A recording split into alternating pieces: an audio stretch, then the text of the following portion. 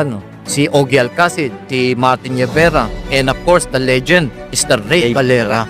Mabibigat na mga judges din to sa Pilipinas, pero ganun pa man, bakit parang hindi masyadong nakita yung potential na meron si Mr. Soprano na nakita pa sa ibang bansa?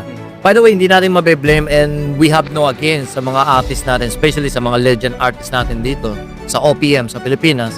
Yun nga lang na parang ang sarap lang na tingnan yung comeback story na okay, 6 times akong na-reject sa tawag ng tanghalan pero eto ko ngayon.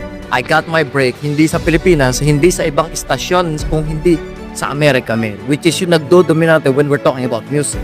At napaka-famous ngayon. Siya yung pinaka-most controversial ngayon na nanalo ng The Voice 2024. Kasi talaga yung pinagdaanan niya, hindi biro eh.